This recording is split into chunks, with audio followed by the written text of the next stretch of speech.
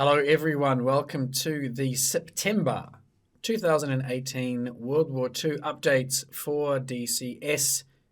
I did the first of these videos in August this year and I've decided to make it approximately monthly, so we'll be going through all the things that I've identified since the last video. We'll start off with the Eagle Dynamics newsletter from August the 24th, when we saw some new screenshots of the P-47 and the Mosquito in various liveries. These are really nice to see. It's clear they've already got some kind of model inside a developer version of the game somewhere. These screenshots are now a month old, and we have no indication of when we will see these aircraft in the sim. They are slated to be released as AI to begin with, and then hopefully we'll see some player versions of these. But I expect we'll be waiting 3 to 5 years for player versions, so let's not even really think about that. But it would be good to see them as AI as soon as possible. In the same update, there was a kind of reconfirmation that Eagle Dynamics are still working on the damage modeling and the dogfight AI routines, which are sorely needed. I've commented on these a number of times.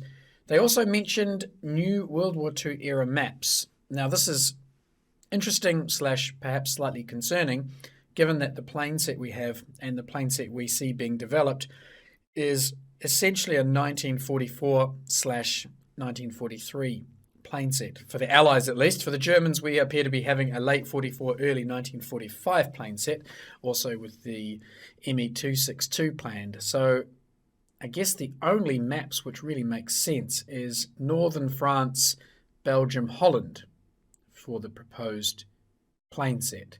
And we know that one of Eagle Dynamics' main competitors in the World War II market also has a map coming out soon for that part of the world. So I'm not sure this makes a whole lot of sense from a commercial point of view, but we'll see what map we get and how that pans out. I'd personally love to see an extension to the current map, that is to tidy it up so that it fits more historically with the actual situation on the ground in mid-1944, or for them to expand the geographical spread of the current Normandy map to include more of eastern and southeast England and all the way up to Calais and some of potentially the Belgian coast and Paris, and to get rid of those Allied landing grounds and make them player placeable. But I don't think that's going to happen.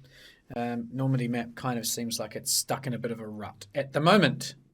On the 31st of August, we saw some screenshots of the Sturmgeschütz, which is going to be the next World War II asset that Eagle Dynamics will release. This is a German ground unit, as you can see from here. Progress has been, shall we say, a little bit slow with the release of additional assets, and despite being announced a month ago, we are yet to see this particular object in the sim. September the 7th, saw some screenshots of the work to improve the P-51 cockpit visuals. These visuals are going to be higher resolution, higher quality than the previous visuals for this aircraft, which are now starting to look a little dated.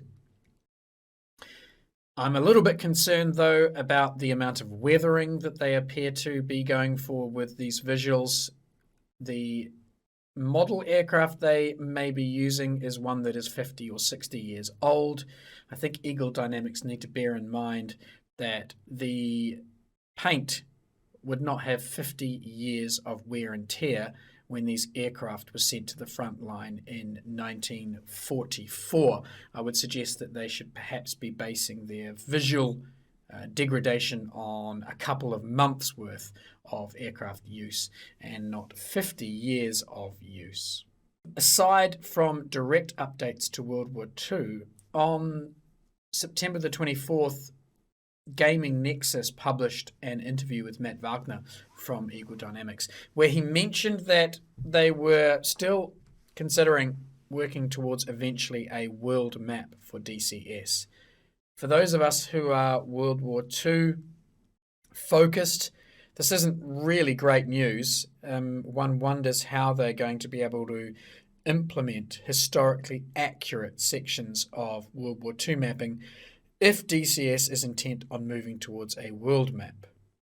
This also probably poses questions for other historical periods such as Korea and Vietnam. And if DCS is going to move entirely to a world map in the future, then that world map is likely to be contemporary, which kind of renders the environment a little bit useless for all aircraft before about 1990. So I'm not sure how much thought they've put into this, whether they've got a plan for dealing with historical map environments, but the talk about a world map is a little bit concerning. Okay, so moving on to some other issues now, sort of World War II related. Apparently the sun bug with the sun going through the cockpit and coming through the wings has been fixed for the MiG-21. This bug has been reported for the Spitfire now also since a couple of months, and we are yet to see a fix for the Spitfire. I'm hoping that now, because they've managed to fix it for the MiG-21, they will also roll out the same fix for the Spitfire. But you never know with these guys. We wait and we hope. And another bug that's been mentioned now for some time with the Spitfire are the baked-on reflections.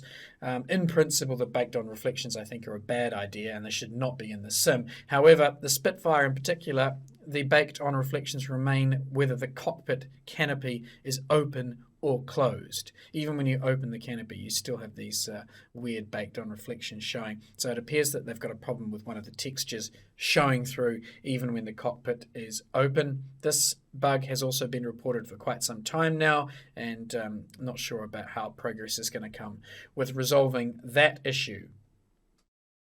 Finally, I'd like to draw people's attentions to some mods that have been being worked on by Sunsag, or Sunsag. I hope I pronounced the name correctly.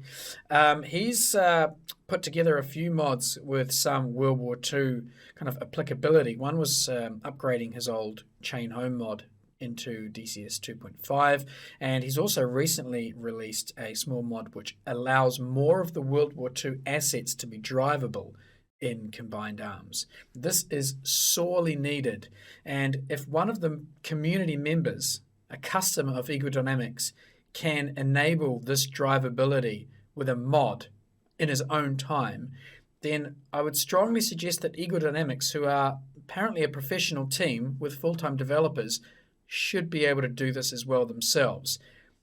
The Allied Jeep in particular would be great if that was drivable alongside the Kugelwagen on the German side. And it would also be great to have the watchtowers manable in Combined Arms. You'll note that Sunsag has also enabled the removal of the roof for the Kugelwagen and the Willys Jeep, which makes for excellent visibility when driving those vehicles around the map. And like I said, if someone from the community can do this in their own time, then it makes it difficult to understand why Eagle Dynamics, the developer, can't do this themselves as well and have this added to the game officially so that we don't need to use integrity-breaking mods in order to achieve this. So that brings us to the conclusion of the September update for DCS World War II.